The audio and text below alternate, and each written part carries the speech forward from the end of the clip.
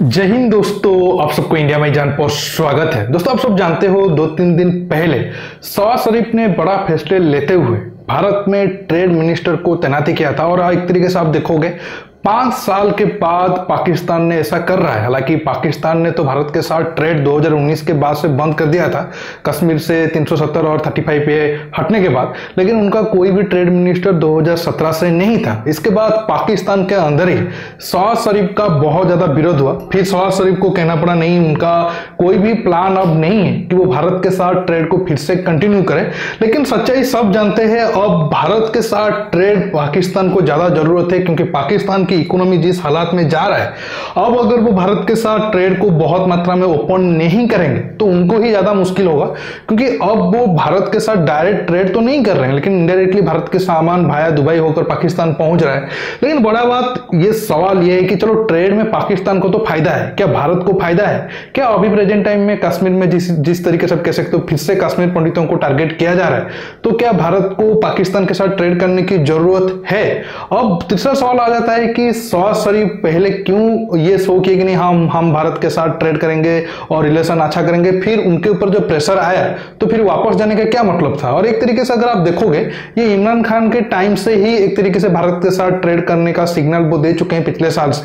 हम डिटेल्स में इसी टॉपिक पर बात करेंगे। जानने के लिए आप आखिर तक के वीडियो को देखते रहिए और ज्यादा से ज्यादा लाइक शेयर करना बिल्कुल मत भूलिए। दोस्तों, ये टॉपिक पर आने से पहले आप सबके लिए 30-40 सेकंड का एक स्पॉन्सरशिप वीडियो है, आप पहले उसे देख लीजिए, फिर बाकी बातें डिटेल्स में बात करते हैं। हाय फ्रेंड्स, आप सब जानते हैं अब आईपीएल चल रहा है। मोस्ट बेट आपको रजिस्टर करने पर 51 रुपया फ्री बेट्स आपको देता है। Hey cricket fans, this season is on fire. Fast deposit में आप 25,000 तक का बोनस विन कर सकते हो।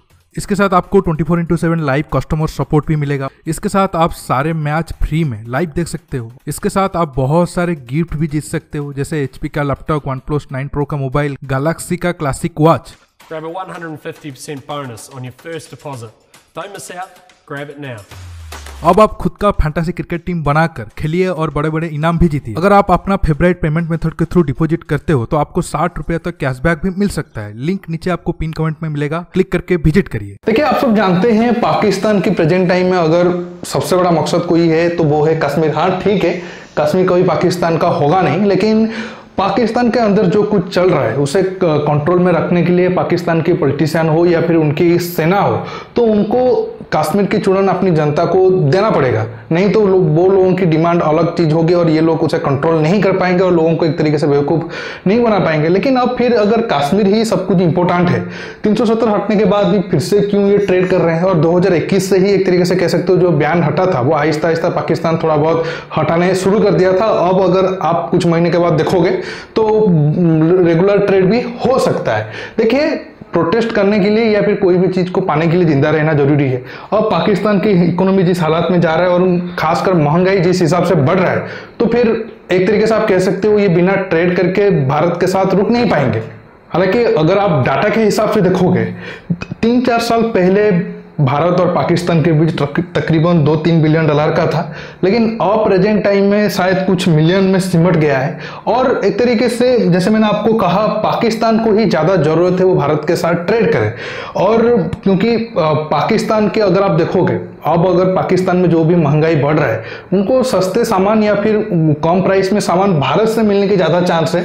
हाँ, वो चीन या फिर दूसरे सेंट्रल एशिया में कुछ चीजें मंगा सकते हैं, लेकिन भारत ज्यादा उनके करीब है। कुछ जो एरिया है, कुछ जो प्रोडक्ट है वो सिर्फ भारत में ही होगा। जैसे आप एक तरीके से कह सकते हो कॉटन है या फिर चीनी है या फिर फ्रूट वगैरह है, सब्जी वगैरह है, वो उनको तुरंत भारत से मिल सकता है। सेंट्रल एशिया में तो फार्मिंग उतना ज्यादा होता नहीं है और चाइना से भी वो कुछ चीजें लिमिटेड है। हाँ, इलेक्ट्रॉनिक सामान आप चाइना से सस्ते दाम पे ला सकते हो, लेकिन फ्रूट वगैरह या फिर वेजिटेबल हो गया या फिर खाने वाला सामान हो गया, वो भारत से ही उनको आसानी से मिलेगा।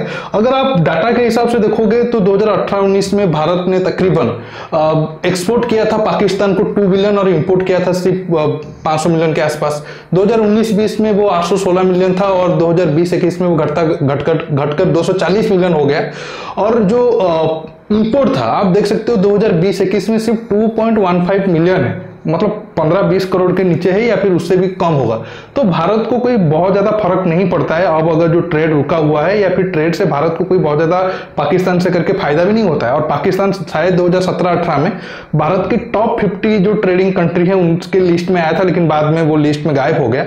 आप देख सकते हो पाकिस्तान ही ज्यादा सामान भारत से मंगाता है, और जैसे मैंने आपको कहा मेडिसिन हो गया, फ्रूट हो गया, वो ऐसे कुछ प्रोडक्ट है जो पाकिस्तान भारत से ना ले तो उसको सर्वाइव करने के लिए मुश्किल होगा। इसी वजह से अब वो तो डायरेक्ट ट्रेड नहीं कर रहे हैं, इनडायरेक्टली भाया दुबई होते हुए वो ट्रेड कर रहे हैं। और ऐसा करके देखो भारत के जो एक तरीके से मान लो भारत के कुछ लोग हैं जो सामान पाकिस्तान को भेजते हैं, अब उनका सामान तो जा रहा है, पहले भी जा रहा था अभी जा रहा है, लेकिन वो डायरेक्ट पाकिस्तान ना होते हुए भाया दुबई होकर जा रहा है। भारत के सामान तो बिक रहा है, लेकिन एक तरीके और वो प्रोडक्ट आपको आड़ होगा दुबई के साथ, मतलब ट्रेड के ये जो आप देख सकते हो माइनस हुआ है ये आंकड़ा, या फिर आप एक्सपोर्ट वाला देखो जो भी माइनस हुआ है या डिक्रीज हुआ है, ये आंकड़ा जाकर दुबई के साथ ट्रेड में आड़ हुआ होगा, और पाकिस्तान का दुबई से एक्सपोर्ट बढ़ा होगा, लेकिन वो प्रोडक्ट क्या है, वो भारत का है।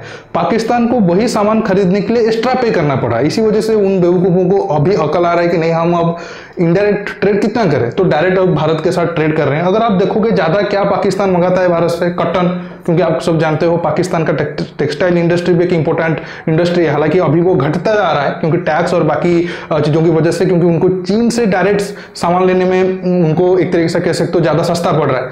इसके बाद केमिकल, प्लास्टिक, और जैसे मैंने आपको कहा मेडिसिन वगैरह भी है। ऐसे बहुत सारे लिस्ट आपको मिल जाएगा। अगर आप देखोगे एक मीडिया डाटा की रिपोर्ट के हिसाब से, अगर भारत और पाकिस्तान के बीच जो भी एक तरीके से कंडीशन है या फिर जो भी विवाद है, अगर उस तरीके का रेस्ट्रिक्शन नहीं हुआ तो भारत और पाकिस्तान के बीच ट्रेड तकरीबन $37 बिलियन के आसपास पहुंच सकता है। ये 2018 की रिपोर्ट है। 2018 में जैसा आप देख सकते हो दोनों देशों के बीच 2 बिलियन के आसपास ट्रेड था, लेकिन अगर रेस्ट्रिक्शन वगैरह ना होता और जो स्कोप है बिजनेस का वो $36 बिलियन है। इसके बाद बांग्लादेश का है।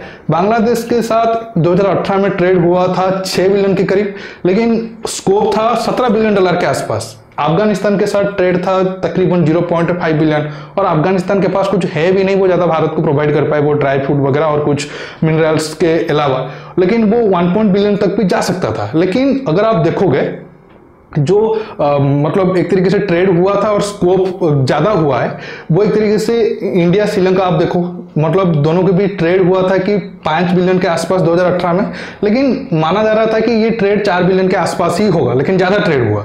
इंडिया नेपाल का भी वही हाल है, $4.4 बिलियन के आसपास ट्रेड हुआ, लेकिन स्कोप था या फिर माना जा रहा था कि नहीं उस साल ट्रेड $3.3 बिलियन के आसपास ही होगा। इंडिया मालदीव का ही वही हाल है।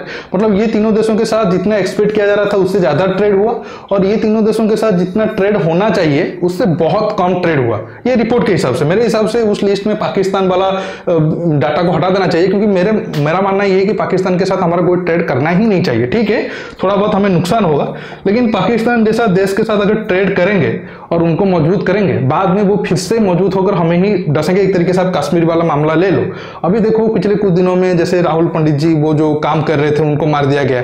उसके बाद अभी देखो कटरा में वैष्णो देवी बॉस में अटैक हुआ। पहले तो बताया गया कि नहीं वो बॉस में फायर लगने के कारण 4 लोगों की मौत हुई थी, लेकिन अभी रिपोर्ट आ रहा है कि नहीं वो आतंकवादी अटैक थी, और जानबूझकर एक तरीके से बताया जा रहा है कि वो ड्राइवर का भी उस हाथ हो सकता है, क्योंकि वो बीच सड़क में बॉस को पार्किंग करके वहां से भाग गया और एक मौका दिया कि वो जो आतंकवादी है वो बॉस को, मतलब चलती हुई बॉस को टारगेट करना, और एक बॉस खड़ा हो उसे टारगेट करना आसान हो जाता है।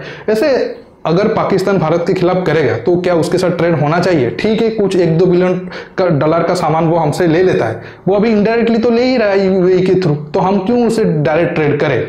आपको मैं कुछ, अभी तो वीडियो ज्यादा लंबा हो गया है, लेकिन कुछ 1-2 एग्जांपल देके मैं आपको बंद कर रहा हूं। जब 2010-12 के करीब अगर आप जाओगे वहां, उसी टाइम में भारत मतलब पाकिस्तान से सीमेंट वगैरह खरीदता था, और तकरीबन वो ट्रेड $500-600 मिलियन का हर साल होता था वो 2-3 साल के टाइम पीरियड में। और वो सीमेंट कौन बनाता था? पाकिस्तान की आर्मी। मतलब ऐसा हालत था तब मुंबई अटैक हो रहा था या फिर भारत के ऊपर आतंकवादी हमला हो रहा था, और हम पाकिस्तान आर्मी के बनाए हुए प्रोडक्ट को भारत में लाकर उनको ही मुनाफा दे रहे थे कि नहीं तो हमारे खिलाफ साजिश सोचो। तो इस तरीके का माइंडसेट से अगर हम अभी तक आए हैं जीरो ट्रेड के कारण, डायरेक्ट ट्रेड के कारण, डायरेक्ट ट्रेड की तरफ, तो फिर अभी प्रॉब्लम क्या है? आप नीचे कमेंट बॉक्स में कमेंट करके बताइए, क्या आप सहमत हो भारत पाकिस्तान के बीच ट्रेड हो या नहीं हो? दोस्तों रुकता हूं, बहुत जल्द और एक न्यू टॉपिक के साथ मिलूंगा। अब आप ये वीडियो को ज्यादा से ज्यादा लाइक शेयर करने के साथ साथ मेरे चैनल को सब्सक्राइब करिए। नमस्कार, जय हिंद।